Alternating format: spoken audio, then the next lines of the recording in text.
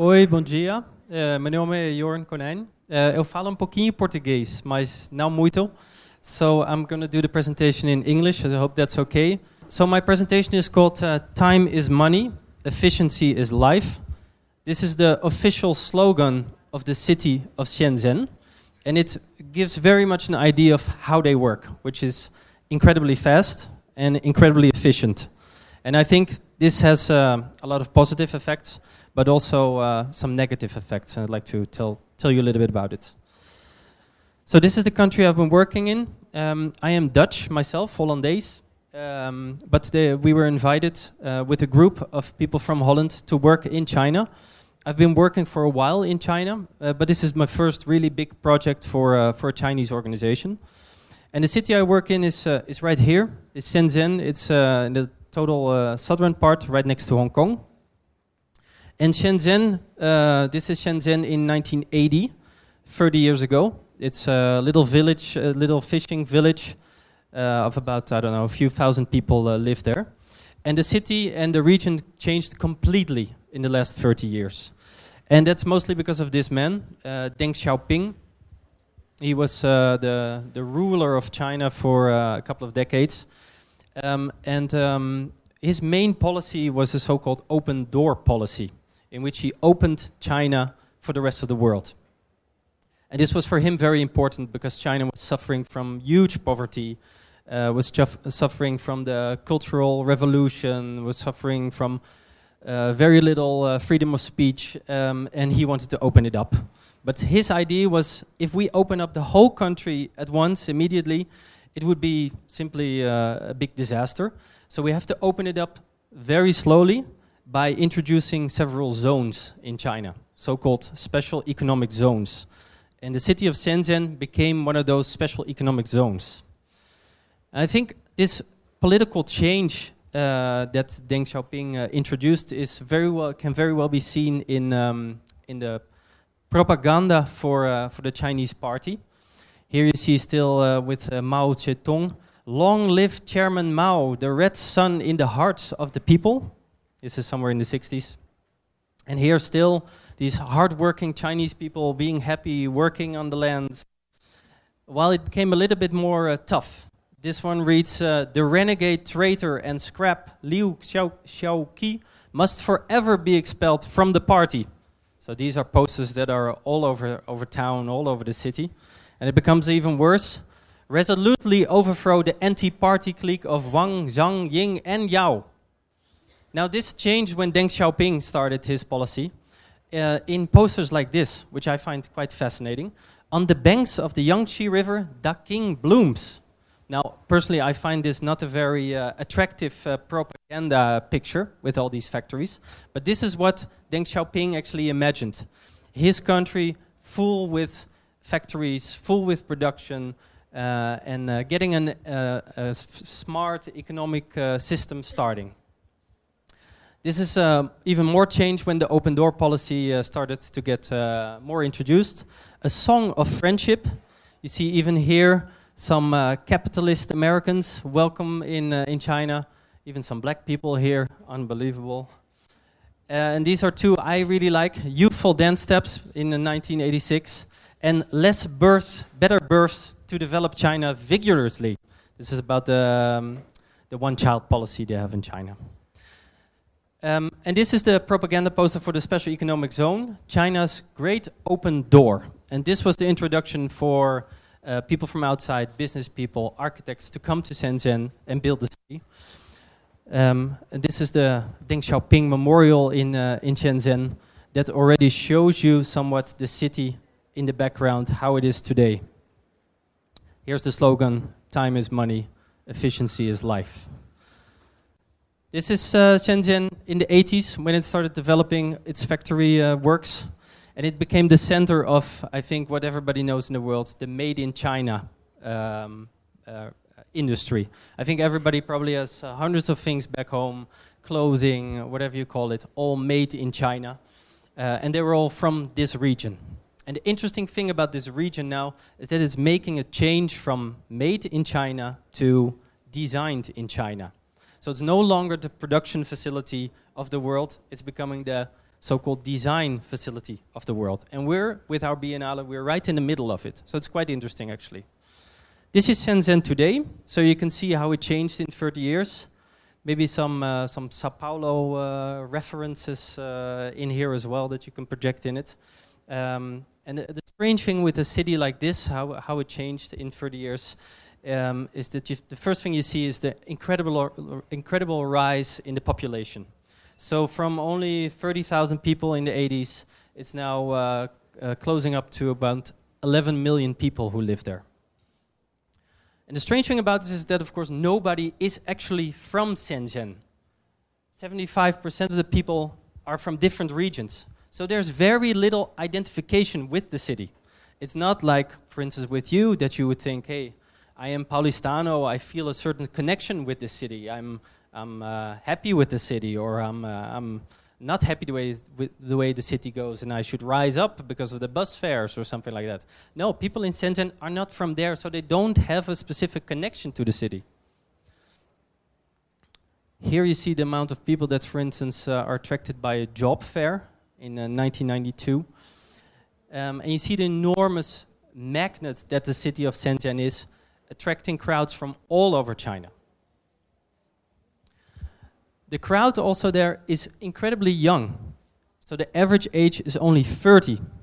So old people are very, very few in Shenzhen, which is also very strange, actually, when you walk around and when you don't see old people, you only see young people. And this, of course, has an effect as well as an architect, as an urbanist, on how you design this city. Here you see the gross domestic product of Shenzhen. It's quite a rich city, much richer than, for instance, Shanghai, but not as rich at all as its neighboring city, Hong Kong.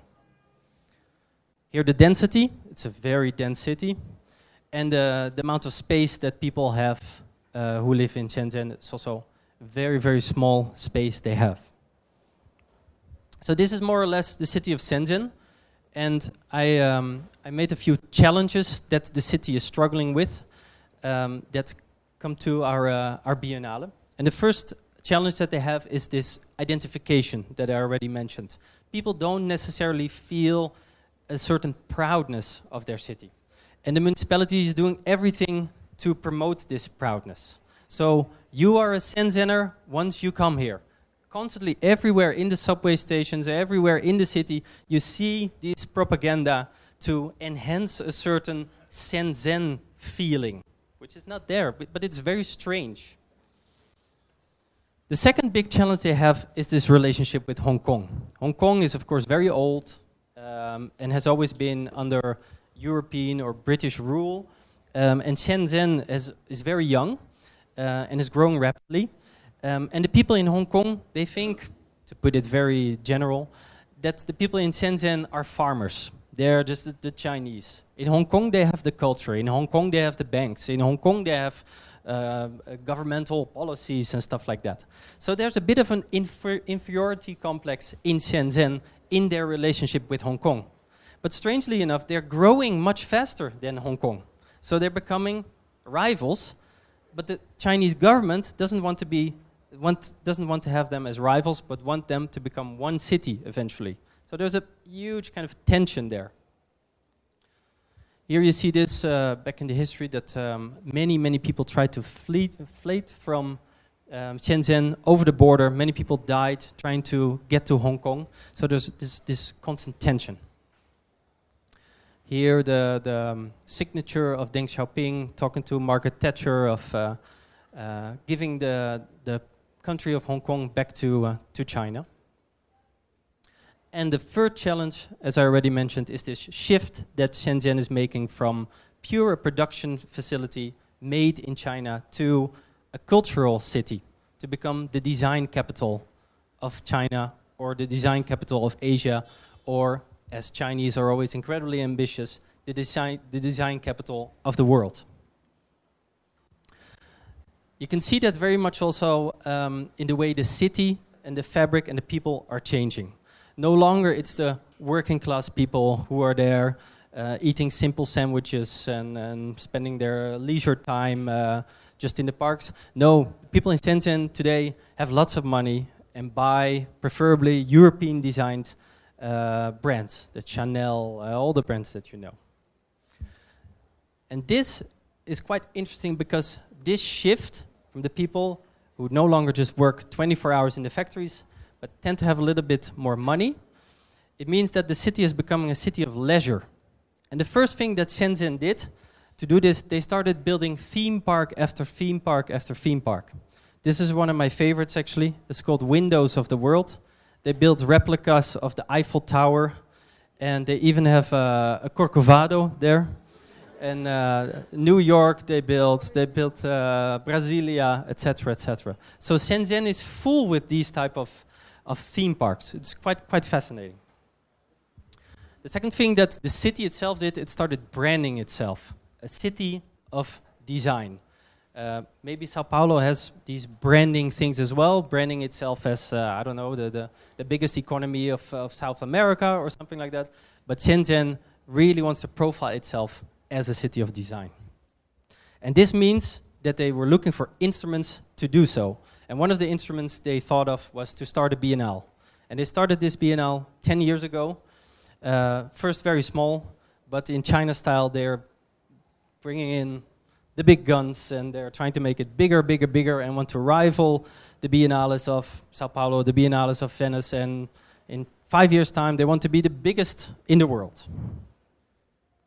Here's this shift that I already mentioned, no longer made in China, but designed in China. From quantity, from production to quality.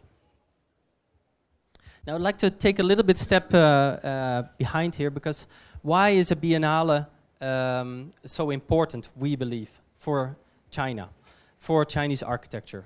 We believe that it's very important to have a biennale in Shenzhen, not because the city wants to brand itself, but to have this discussion on Chinese architecture. Chinese architecture is mostly known in the world, I think, of the copy architecture. So the images I already showed about the windows of the world, or these type of images where they built the complete city of Florence, but this is in China, or the complete city of Munich, but then in China. So one would say that there's very little architectural quality in China. But this is not the case. It is very important to discuss architecture in China, but it's also good to know that it's not only about copying architecture. This is a famous example that you maybe have read on some websites. This is a shopping design by Zaha Hadid, and a few weeks after the designs were shown, a pirated copy appeared in the city of Konjin. Some architects started copying the design of Zaha Hadid, and it actually became a race of who would build the first, either the Zaha Hadid or either the copy. And Zaha Hadid just won. It just opened, actually. But Chinese architecture is not only about copying, it's also about high quality, about traditional works. And that was awarded when Wang Shu received the Pritzker Prize 2 years ago, and very deservedly so, I would say. This is some of his work. It's a school in Hangzhou. This is one of his museums. But it's not only Wang Shu, there are many different and many very good high-quality architects in China. This is the Office of Urbanus, who did a beautiful housing complex. This is Zhang Ke of Standard Architecture, who did a beautiful center in Tibet, a visitor center. Just to show you a little bit of an idea that there's quite a lot of quality in architectural design in China today. Now this brings me to the Biennale that I'm working for. It's called the UABB, so it's the Urbanism and Architectural Bi-City Biennale. The Bi-City stands for Hong Kong and Shenzhen. And it's organized by the municipality. And the idea is quite interesting how they started, because the city wanted to transform the many different industrial parts of the town. And their idea was to use the Biennale as a catalyst for these changes. So each Biennale, they want to choose a different location. Each time they choose an old factory and have the Biennale transform that factory into a cultural hotspot. So they started with this one, the OCT gallery, and they went on and on and on with this. These are the predecessors of ours. The first three were three Chinese curators, Yung Chang, Xi Yung Ma, and Wu Ning. And from the fourth one, they started to think more international and invited Terence Riley of the MoMA to become the curator. Here are just some of the themes that they were working on. The first one was very much about urban villages, so-called slums in China. Second was about sustainability. The third was about agricultural China. And the fourth was about city creates architecture, architecture creates city. Here are just some images of the previous Biennale. This is also to show you a little bit how the opening ceremonies in Shenzhen go. They have this kind of Olympic Games-like feeling with roller skaters, and the bigger the better, mostly. Some of the pavilions they have all over town. Some of the exhibitions they have. Some of the installations they have. And this exhibition brought me to Shenzhen. This exhibition was done by Ole Bouwman and myself on social housing. It was shown at the 2011 Shenzhen Biennale. It actually, this is the full group. And it won the first prize. And we were quite surprised by it, that we won that. And on the basis of winning this first prize, we were asked to become the chief curators for the complete Biennale. So this is the Biennale. I'd like to tell you a little bit about how it will be this year. It will open on the 6th of December, so quite soon. And the Biennale moved from central Shenzhen to the very tip here of this area called Sheku, which is very industrial. Here you see some images of the area where we're working in. Very industrial, cranes, restricted areas. And the second thing that we had to deal with was the fact that the Biennale organization chose two main locations. An old glass factory, here with A, and B, an old warehouse. I think I've seen, this is the old warehouse. Some insides. The subway very nearby. And this is the glass factory. And the project I am working on is actually in this area. Here you see some of the images. How we found it only this year in February. Completely devastated, a big ruin. So we actually had to do a lot in about 10 months to make a good Biennale there. This is the ruin it is in. This is some of the pieces we found inside, even plants growing inside, and we had to make a Biennale there. Now, pretty soon we found out that the size of the venues were simply too big for one team. So the decision was made by the Biennale to work with two teams. This is the team I work for, and the other team is led by Chinese curator Xiangning Li and an American, Jeffrey Johnson. And we both work together on both venues. We also received a theme. The theme is decided by the Biennale office itself, the theme of urban border. And this is the team that we have to make the whole Biennale. This is the concept that I'd like to talk to you a little bit about, that we thought of would be interesting for our site. We thought this old glass factory, it would be interesting to change this into what we call a value factory. A factory that doesn't make products anymore, but simply makes value, pieces of value. It can be a symposium, it can be a talk, it can be anything, as long as it creates value. And we thought this would be very much in line with the idea of Shenzhen, the change from a made in China city to a designed in China city. This is the main image we have created, to have a giant balloon so that everybody in the city will actually see our value factory. We want to do like a Hollywood sign, stuff like that. Here gives you a quick example. The old glass factory only started in 1983. For Chinese, it's very, very old. They stopped it in 2008. It became decay. We were asked to start in February 2013. We finished the design and concept phase in July. We started the construction in July, which should be finished in a few weeks. And on December 6th, we should be open. This is the idea behind it. We do not only have the factory, but we want to integrate it with a value factory studio, an academy, a school, experience, bookshops, events, etc., etc. And these are the so-called target groups that are connected to them. Here you see the main area of Seku, still very industrial. So this is for us a big challenge. The inside of the factory, one big mess. Here again, the factory. And these were the challenges that we were facing. So it's located in a very remote area, and we were very afraid that there will be very little audience, because it's so far away from everything. So this is one of our major challenges. The second is that the venue is so large that it will be very difficult to just fill it with exhibitions. So we have to come up with something different than just putting as many exhibitions as possible. Also, our budget is relatively small. Maybe compared to other biennales, it's quite high, but what we have to do for it, it's actually quite small. And the fourth challenge was the time is very limited. We started in February and we have to finish in December, not only with the exhibitions, but also with the design and the construction. And for us, also the theme of urban border was difficult to deal with, because it's quite an abstract theme. And we thought, how can we integrate this in a good program and make it attractive for a large audience? So these are the strategies we started dealing with, these specific challenges.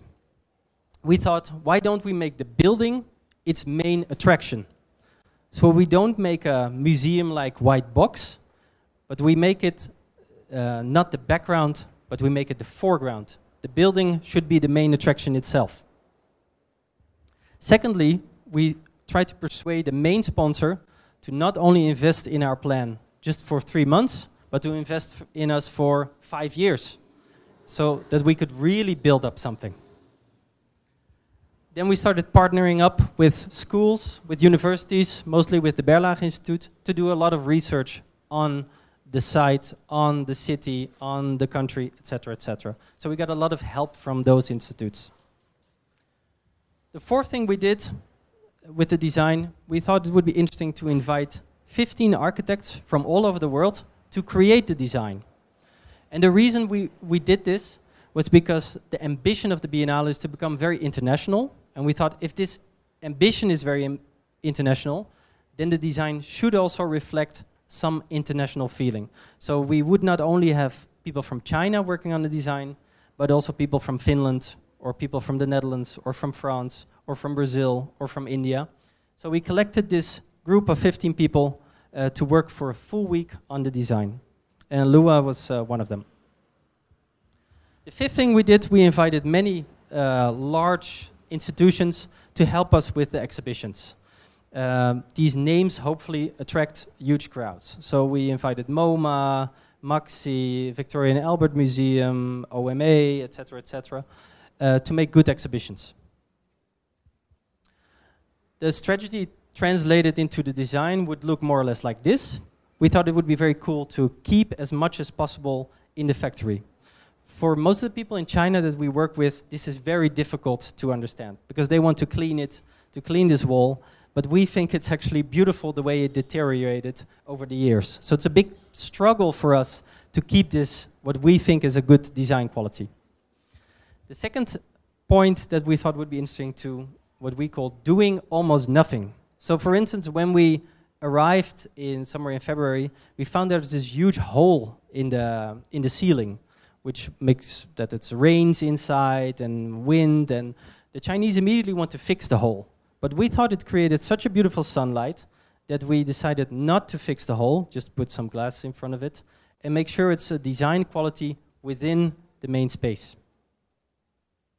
The third thing that we decided to do was to activate the place as much as possible with programming, with talks, with symposiums, with lectures, etc., etc. So not only focus on exhibitions, but focus on a very active element. And the fourth thing we did, we divided the whole factory itself in several zones and put the different design teams with those zones. So that would look more or less like this. We started with the connecting road.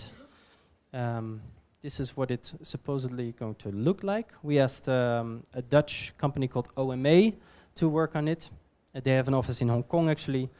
And we asked them to design this specific road, very short, it's only 2,000 meters, but it's actually the main point of arrival at the ferry and at the subway to get to our factory. OMA decided to choose several main buildings around this road and to do something with those buildings. For instance, put balloons on it, giant balloons at the end, smaller balloons as small interventions, or signage, how much longer you still have to go there, reminders, teasers, stuff like that, just to give you a little bit of an impression that there's something interesting going on at the end of the road. And hopefully this will attract people to go there. And we're still working on the massive balloon that should be there. Just some more examples. And we have a shuttle also going from the two venues. This is the site itself, the master plan. We decided to change the entry, which was originally here, to here. And this will look more or less like this. We also are making an urban farm. Just some overall views. This is the entrance area. These are two existing buildings, and one has been accidentally destroyed by the construction workers. This is what happens when you work very fast in China. The design team decided that there would be a ramp around the chimney. Our idea was actually to make the chimney into a smoking room, so that it would be one big kind of cigarette-like design. Unfortunately, that wasn't allowed.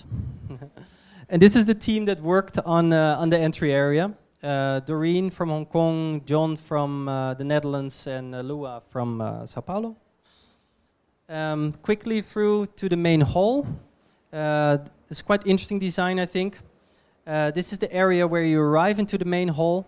And this is the old oven of the glass factory. So we wanted to make it very dark and to have the letters of entry to have that shine like a true fire, as if you were really in an old oven. So when you arrive in the main hall, there's still a lot of water here between those pillars. Because of the cooling down process of the glass, we decided to keep the water there. And we have our main exhibition around the main walkway there. It would look somewhat like this. This is the complete main hall. So you enter in the manifesto hall, then we have the main exhibition and all the exhibitions of the content partners. And the interesting thing is that there's actually still a factory connected to it.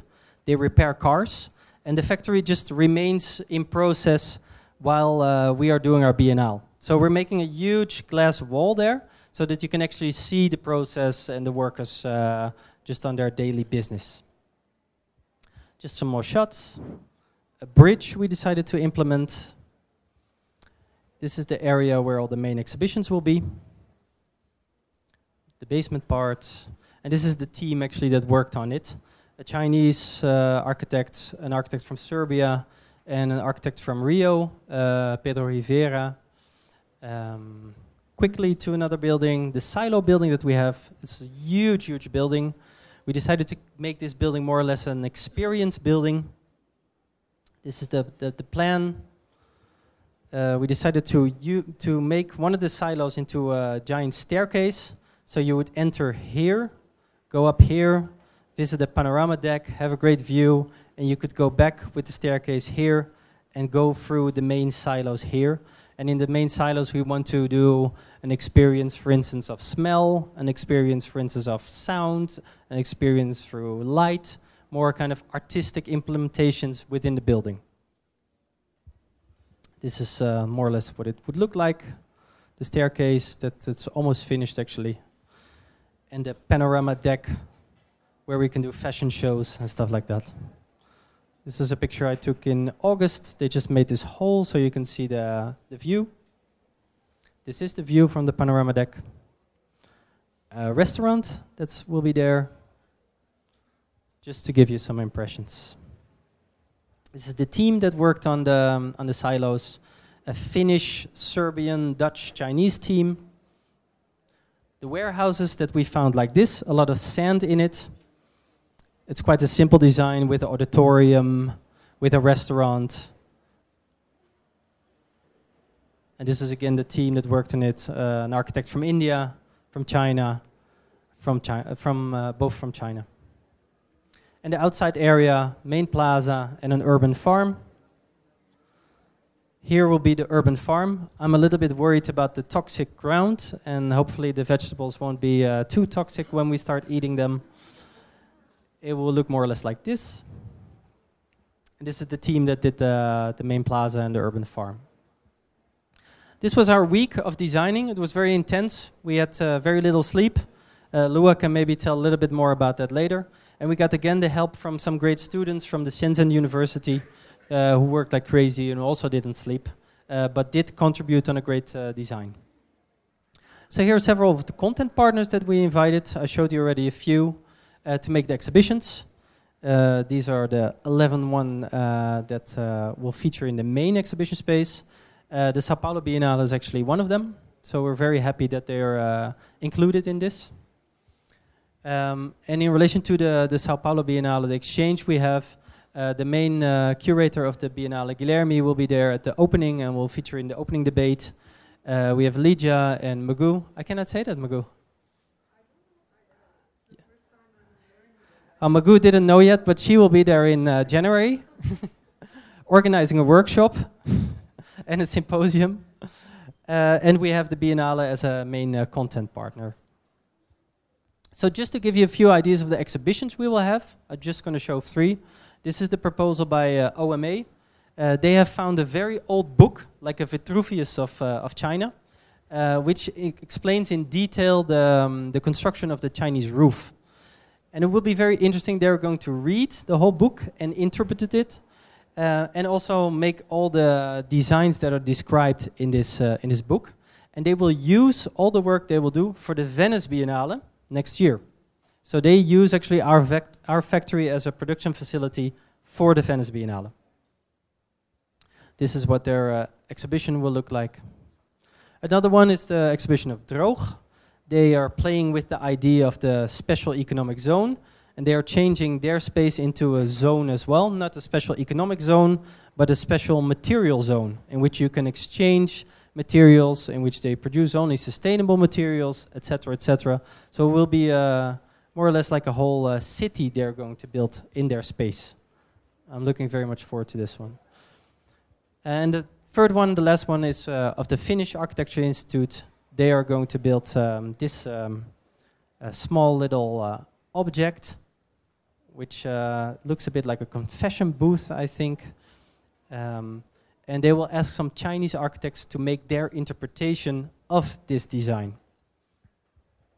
Just to give you some ideas. We have events going on. We have the dialogues, the symposia, the lectures, the parties, and several content partners who won't have exhibitions but will organize a lot of different events, from radio shows to theater makers, to filmmakers, etc., etc. Oh yeah, and we have the catalog, of course, that will be done by volume.